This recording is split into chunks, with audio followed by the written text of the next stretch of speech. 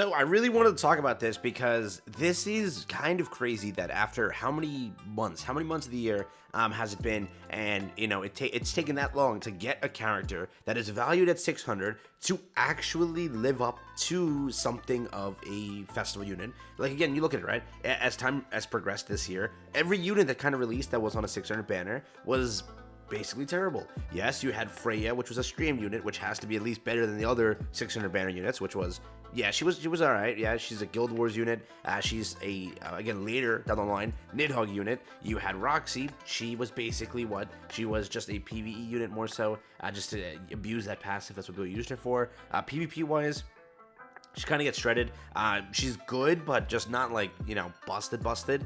And then after that, you had the collab, which again, you can argue whatever you want. I still think that they were not bad. People just undershot them for some reason.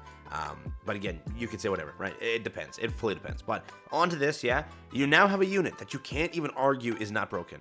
Yes, tier for what he is and for what his passive is, and for the support that he brings the teams that a lot of people run, right?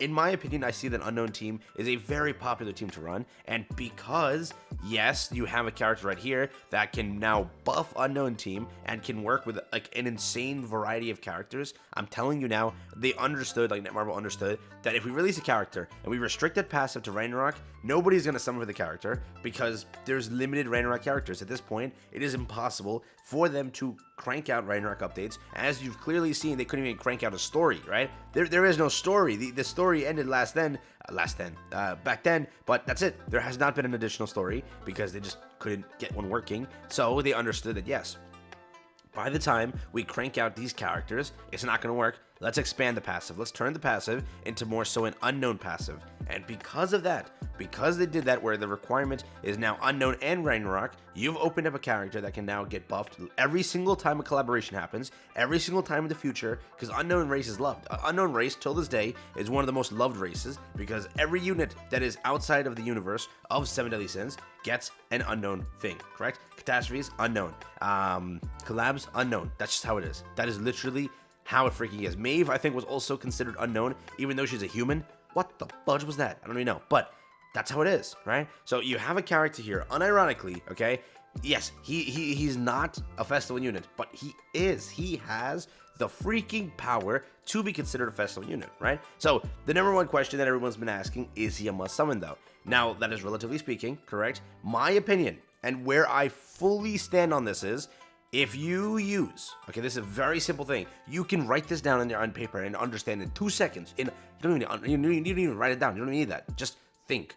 Do I use Unknown Team? If you answered yes to that question, you might want to pull tier. You might want to, okay? He is a very strong character. He buffs basically anyone that uses a single target. He also, not just a single target, but he gives an additional buff to anybody that uses a single target. I'm going to read through his actual passive for you in a second. But this character, okay, if you use Unknown Team, he is going to be very good, okay? For any capacity you want to think about it, he is an unknown buffer. He's also a Ragnarok buffer, so he's not just a one-trick pony. He has multiple there. But again, you have to realize that sometimes when you get characters like this, correct? And the Ragnarok, we've recently seen it with Freya. What happened with her? She never made like a reappearance. She's been gone for so long. So basically, right, you have a character like Tyr, okay? It took basically, so if we go Freya, New Wings King, nobody really summoned there again. That's 2 weeks there. Then you took the festival. That happened. Then you took Ladosia. Then you took Magilda. Yes, Freya made a reappearance over here on Roxy of Frenzy, and then hasn't reappeared since, correct? So she got her one reappearance. That popped up on Roxy's banner, which again, that was right before collaboration. So it was mainly that they released this banner just to release it, and people didn't want to invest in this because they wanted to invest in the collaboration, so that happened, right? She made one reappearance, and that's it.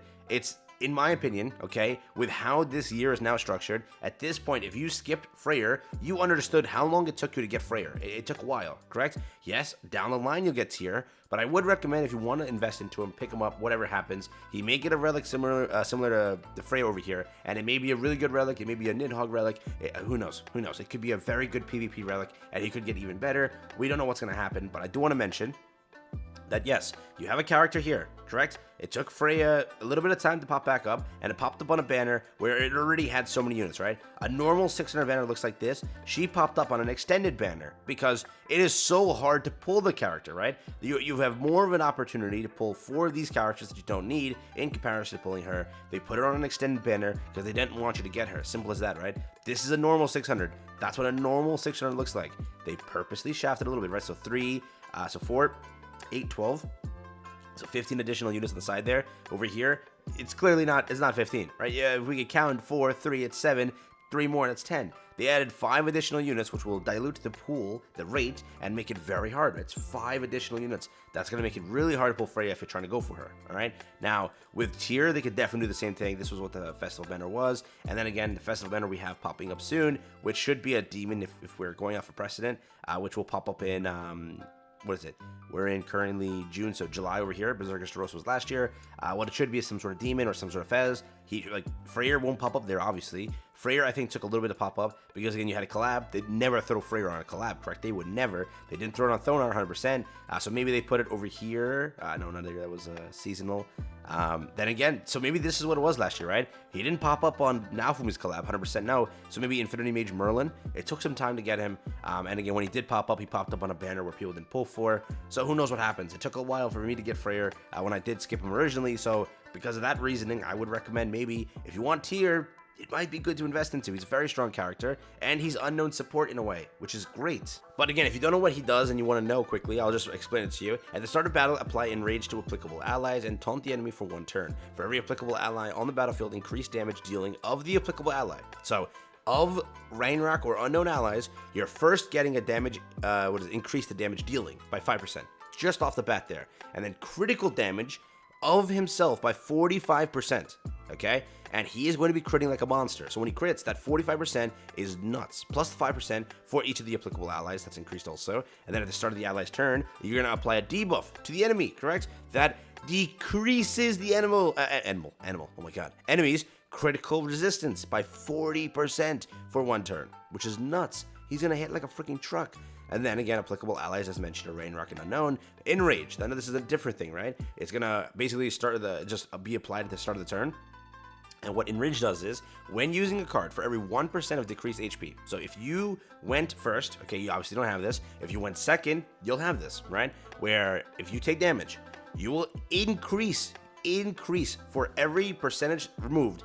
1.5 additional attack, 1.5%, and then again it's a max of 50%. So let's say you're below 50%, that's going to be 50% damage increase, which imagine the damage he'll do with already 45% critical damage buff, the 5% additional. Then again you have the critical resistance debuff placed on the enemy for 40%. Then if you're using a single target attack following the AoE you just wiped them with, which you probably already wiped the whole board, then you use that single target, you're getting an additional 15% from that single target, which is nuts. For his Unity, though, I'm not saying it's too great. Increases the critical defense by 60% of an applicable ally, so it needs to be an unknown unit, and you get a 60% critical defense stat buff, whatever, right? But now it needs to be 6/6, so you're getting 20% of 1/6, which is much lower. So fully up to you how you want to approach that one, but for what it is, he's a strong character, and I think that for unknowns, you may want to look into it, and you may want to consider him a must summon, because he's great, right? You recently just had a Fez. That Fez more so buffed human team, and now expanded, right? Fairy team and Sin team. But I do think that if you're an unknown player, you would have theoretically, if this was a collab, you would pull for the collab, because most of the time they are unknown units and they buff, right, each other. So with this being a very strong contender and candidate for that team, and if you run Ragnarok team, you just kind of made them all viable in some sort of way. So all of that together makes a very strong thing. So I wouldn't miss out on tier personally. And again, his banner is also pretty stacked. But again, it's relatively speaking, if you don't use unknown team and you don't care for Ragnarok team, you're not summoning for this. It's not a must summon in any capacity for you. It's more so a must summon in the way of people who use that. So I should have made that point way earlier. It's only a must summon for unknown team players and Ragnarok players. Simple as that. He is busted for that team, okay? If you're running like Demon team, if you're running like Goddess team or the new Sin team, Human team, You don't need this. This is not for you to actually invest into. There's no point. He's still going to be a pretty good PvE character. He's still going to be pretty good in other activities. He's not a PvP restricted at all. He's very powerful, correct? But in that capacity, outside of Unknown Team, you may not want to run for him and do that. Plus, there is a festival upcoming, which I do want to mention.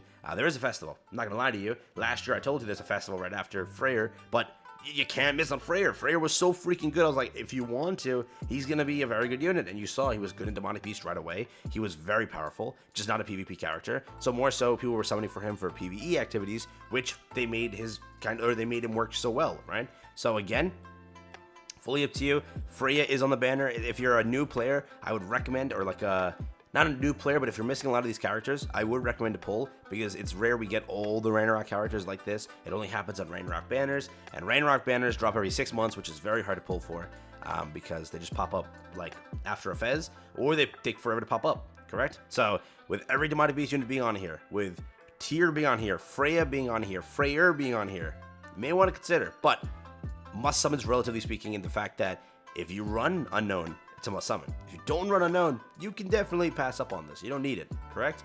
So there is that, but that's just my 10 cents. Thank you for watching. Catch you in the next one. Have one, stay safe, peace, and enjoy.